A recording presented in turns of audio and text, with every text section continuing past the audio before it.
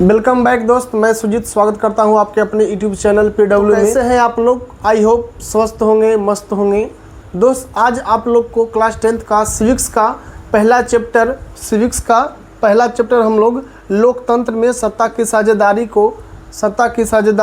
के ऑब्जेक्टिव प्रश्न को लेकर आए हैं। आज हम लोग बिहार बोर्ड 2026 के लिए जितने सारे प्रश्न हैं दोस्त, बहुत ही इम्पोर्टेंट होने वाले हैं। आज हम लोग इस चैप्टर को पूरा कवर करने वाले हैं, तो आप लोग वीडियो के अंत तक बने रहें। हाँ, चलिए बिना देर किए आज का जो सेशन है हम लोग शुरू करते हैं। आज का पहला प्रश्न है कि वेस्ट इंडीज में संघ की स्थापना कब की गई थी? वेस्ट इंडीज में संघ की स्थापना कब की गई थी? पहला ऑप्शन है 1958, दूसरा है 1962, तीसरा है 1973 और चौथा है 1975। तो इसका जो सही आंसर हो जाएगा वह हो जाएगा 1958। वेस्ट इंडीज में संघ की जो स्थापना हुई थी वह 1958 में हुई थी। चलते हैं अगले प्रश्न की ओर। अगला प्रश्न है, किस देश में संघात्मक शासन व्यवस्था नहीं है? किस देश में है दोस्त जो संघात्मक शासन व्यवस्था नहीं है? पहला ऑप्शन है भारत, दूसरा है चीन, तीसरा है बेल्जियम और चौथा है स्विट्जरलैंड। इसका जो सही आंसर हो जाएगा वो हो जाएगा चीन। प्रश्न है कि जनमत पर आधारित शासन क्या होता है? जनमत पर आधारित शासन क्या है? पहला ऑप्शन है दोस्त राजतंत्र, दूसरा है तानाशाही, तीसरा है लोकतंत्र और चौथा है कोई नहीं। जनमत का मतलब होता है दोस्त कि जनता का शासन, यानी जनता जिसे चाहे अपना सरकार चुन सकती है, और वैसे शासन को हम लोग कहते हैं लोकतंत्र। वैसे शासन को हम लोग क्या कहते हैं दोस्त? लोकतंत्र। तो भारत एक लोकतांत्रिक देश है जहां जनता अपने मर्जी से सरकार चुनती है, और जहां जो है शासन का आधार क्या है दोस्त? जनमत है। उसे हम लोग क्या कहेंगे? लोकतंत्र कहेंगे। आगे बढ़ते हैं। अगला प्रश्न है कि अंतर्राष्ट्रीय महिला दिवस की घोषणा किस वर्ष की गई? अंतर्राष्ट्रीय महिला दिवस की घोषणा किस वर्ष की गई थी? तो इसका जो सही आंसर हो जाएगा वह 1975 हो जाएगा। और एक प्रश्न और पूछता है दोस्त, अंतर्राष्ट्रीय महिला दिवस कब मनाया जाता है? तो अंतर्राष्ट्रीय महिला दिवस 8 मार्च को मनाया जाता है दोस्त। अगला प्रश्न है, सरपंच का निर्वाचन कौन करता है? सरपंच का जो निर्वाचन है दोस्त वह ग्राम सभा के सदस्य करते हैं। सरपंच का निर्वाचन कौन करते हैं? ग्राम सभा के सदस्य करते हैं। हम लोग दोस्त थोड़ा सा स्पीड में आगे बढ़ेंगे, क्योंकि आज हम लोग लगभग 50 प्रश्न को करने वाले हैं। और आप लोग को अच्छा लगे तो वीडियो को लाइक, शेयर और सब्सक्राइब जरूर करें। आगे बढ़ते हैं। अगला प्रश्न है, निम्न में से कहाँ एकात्मक शासन व्यवस्था है? कह रहा है दोस्त, निम्न में से कहाँ एकात्मक शासन व्यवस्था है? पहला ऑप्शन है भारत, दूसरा है इंग्लैंड और तीसरा है संयुक्त राज्य अमेरिका और चौथा है ऑस्ट्रेलिया। तो इसका जो सही आंसर क्या होगा दोस्त? वह हो जाएगा इंग्लैंड। इंग्लैंड में जो है वहाँ जो है एकात्मक शासन व्यवस्था लागू है दोस्त। आगे बढ़ते हैं। अगला प्रश्न है कि संविधान की 12वीं अनुसूची का संबंध किससे है? संविधान की 12वीं अनुसूची में क्या वर्णन है? तो वर्णन है नगर पालिका का कार्य क्षेत्र से। संविधान की 12वीं अनुसूची में क्या लिखा गया है? नगर पालिका का कार्य क्षेत्र। आगे बढ़ते हैं। अगला प्रश्न है, निम्न में से कहाँ सामाजिक विभाजन का आधार जो है वह भाषा है? कह रहा दोस्त कि कहाँ जो है सामाजिक विभाजन का जो आधार है वह क्या है? भाषा है। यानी समाज का जो विभाजन होता है वह भाषा के आधार पर किस जगह होता है? तो इसका जो सही आंसर हो जाएगा वह हो जाएगा बेल्जियम। बेल्जियम में जो है दोस्त समाज का जो विभाजन होता है वह भाषा के आधार पर होता है। आगे बढ़ल जाए। कह किस गुण के कारण लोकतंत्र को अन्य शासन प्रणालियों से बेहतर माना जाता है? कह रहा है दोस्त, किस गुण के कारण लोकतंत्र को अन्य शासन के अपेक्षा इसको बेहतर माना जाता है? पहला ऑप्शन है जनमत। जहाँ जनमत मतलब भी हम लोग समझे कि जहाँ जो शासन का आधार है वह जनता होना चाहिए, जनता जिसे चाहे अपना मर्जी से सरकार बना सकती है। दूसरा है दोस्त समानता और स्वतंत्रता का पोषक, जहां सभी लोग समान मिलजुल कर रहते हैं दोस्त। और तीसरा ऑप्शन है मतभेदों में सामंजस्य और चौथा ऑप्शन है इनमें से सभी। तो इसका जो सही आंसर हो जाएगा इनमें से सभी। आगे बढ़ते हैं। अगला प्रश्न है टका किस देश की मुद्रा है। टका जो है दोस्त किस देश की मुद्रा है, तो टका जो है वह बांग्लादेश की मुद्रा है। अगला प्रश्न है कि अंतर्राष्ट्रीय महिला दिवस की घोषणा किस संस्था ने शुरू किया। महिला दिवस की घोषणा जो है वह संयुक्त राष्ट्र संघ ने शुरू किया था। अगला प्रश्न है कि निम्नलिखित में कौन संघों के एक साथ आने का उदाहरण नहीं है, तो इसका जो सही आंसर हो जाएगा भारत। क्या हो जाएगा दोस्त, भारत हो जाएगा। कह रहा भारत का संवैधानिक अध्यक्ष कौन होता है, तो भारत का संवैधानिक अध्यक्ष कौन होता है, राष्ट्रपति होता है। अगला प्रश्न है दोस्त बांग्लादेश कब स्वतंत्र हुआ। बांग्लादेश जो है वह 1971 में स्वतंत्र हुआ था। और बांग्लादेश का मुद्रा पूछता है दोस्त, बांग्लादेश का मुद्रा का नाम क्या था। हम लोग अभी पहले प्रश्न को देखे हैं, बांग्लादेश का मुद्रा का नाम क्या है, टका है। अगला प्रश्न की ओर बढ़ते हैं। 15वीं लोकसभा में महिलाओं की कितनी भागीदारी थी।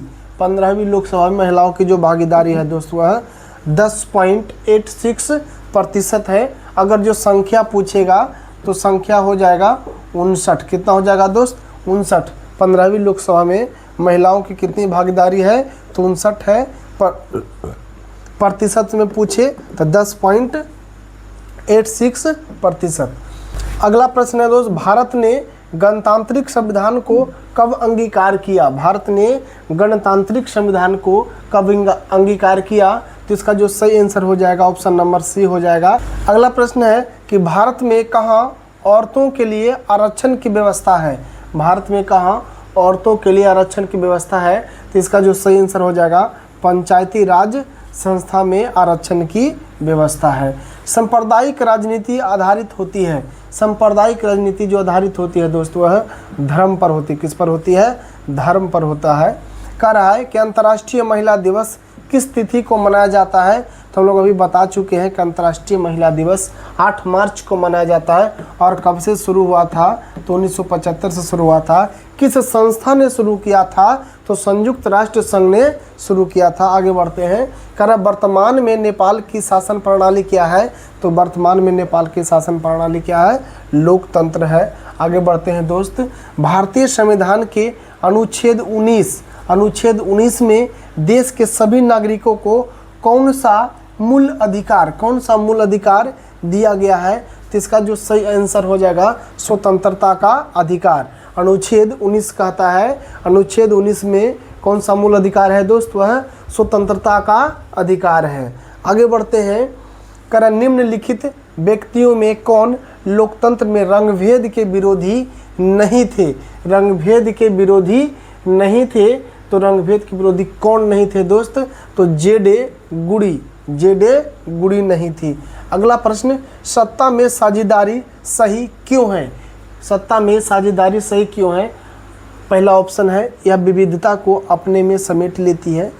दूसरा ऑप्शन है देश की एकता को कमज़ोर करती है, ये तो बिल्कुल गलत हो जाएगा दोस्त। फैसले लेने में देरी करती है, बिल्कुल रॉन्ग हो जाएगा। विभिन्न समुदायों के बीच टकराव कम करती है, तो इसका जो सही आंसर और सटीक आंसर होगा दोस्त वह हो जाएगा यह विविधता को अपने में समेट लेती है। आगे बढ़ते हैं। कह रहा है कि भारतीय संविधान के बारे में इनमें से कौन सा कथन सही है। पहला जो ऑप्शन है यह धर्म के आधार पर भेदभाव की मनाही करता है। यह धर्म के आधार पर भेदभाव की बिल्कुल मना नहीं करता है दोस्त। जिसका जो धर्म है अपना सभी धर्म को एक समान मानना चाहिए, ये कहता है। अगला प्रश्न है यह एक धर्म को राजकीय धर्म बनाता है, ये भी गलत हो जाएगा। सभी लोगों को कोई भी धर्म मानने की आज़ादी देता है, यही बिल्कुल सही हो जाएगा दोस्त। कर किसी धार्मिक समुदाय में सभी नागरिकों को बराबर अधिकार है, तो आंसर इसका जो हो जाएगा सही हो जाएगा ऑप्शन नंबर सी, सभी लोगों को कोई भी धर्म मानने की आज़ादी देता है। ऑप्शन नंबर क्या हो जाएगा, सी हो जाएगा। अगला प्रश्न है सांप्रदायिक राजनीति किस पर आधारित है। सांप्रदायिक राजनीति जो है वह एक धर्म दूसरे से श्रेष्ठ है, इसका जो सही आंसर हो जाएगा। अगला प्रश्न है कि जब हम लैंगिक विभाजन की बात करते हैं तो हमारा अभिप्राय क्या होता है।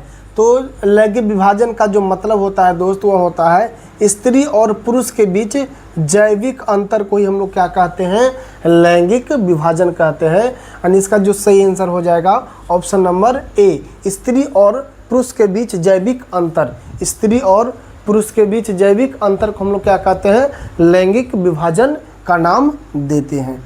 अगला प्रश्न है, इंडिका पुस्तक के लेखक कौन है? तो इंडिका पुस्तक के लेखक जो है वो दोस्त मेगास्थनीज है।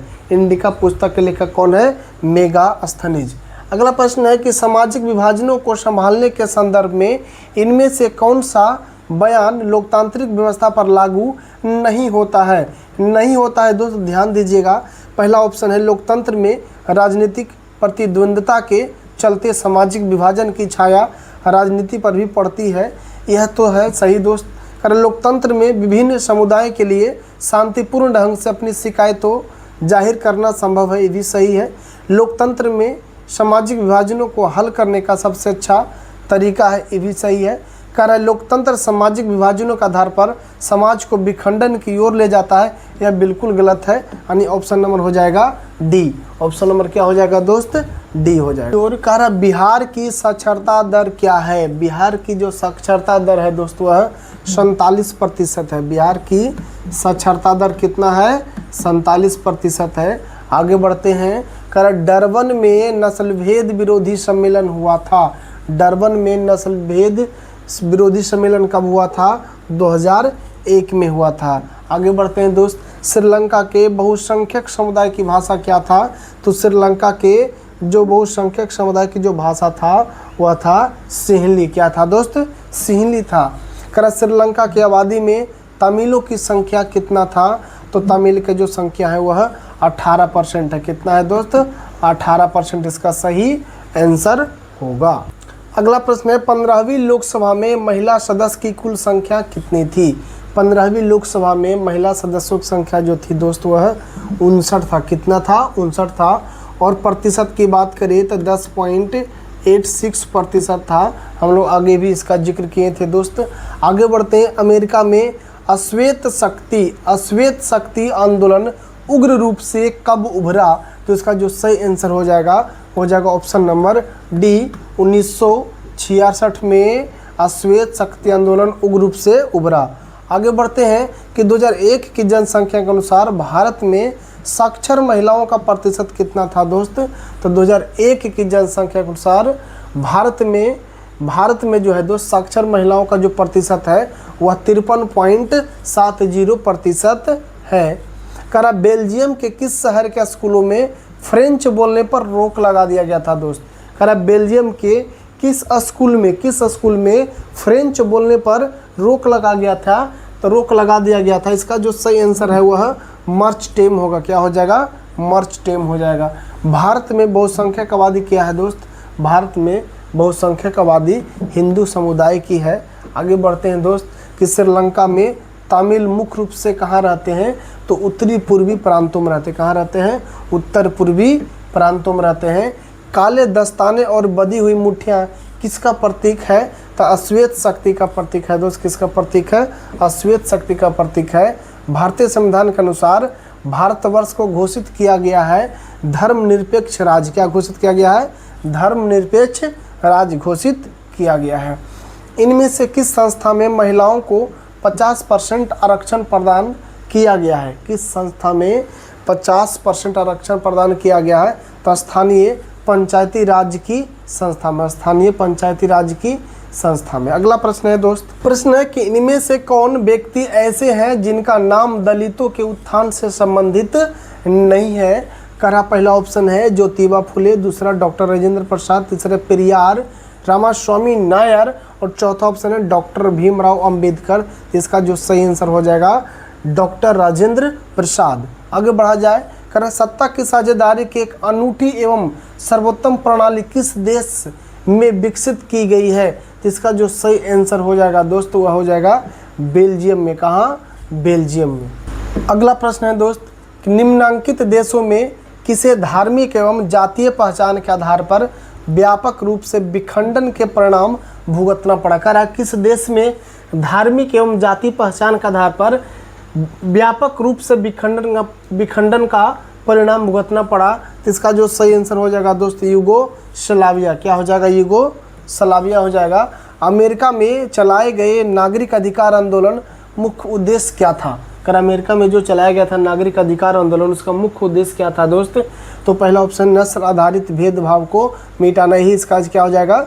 सही आंसर हो जाएगा। आगे बढ़ते हैं। कर सत्ता की साझेदारी की अधिकाधिक आवश्यकता कहाँ पड़ती है? करा पहला ऑप्शन है प्रत्येक लोकतांत्रिक राज्य में, क्षेत्रीय विभाजन वाले बड़े राज्य में, क्षेत्रीय विभाजन वाले छोटे राज्य में। चौथा ऑप्शन है जाति, भाषा, क्षेत्र, संप्रदाय के आधार पर बटे हुए समाज में। इसका जो सही आंसर हो जाएगा ऑप्शन नंबर डी हो जाएगा। अगला प्रश्न है, इनमें से सत्ता की साझेदारी का एक सही लाभ क्या है? सत्ता की साझेदारी का सही लाभ है समुदाय के बीच, समुदायों के मध्य टकराव में कमी। आंसर हो जाएगा ऑप्शन नंबर सी। तो फ्रेंड्स, अगर जो वीडियो अच्छा लगे तो लाइक, शेयर और कमेंट जरूर कीजिए। थैंक यू फॉर वॉचिंग दोस्त।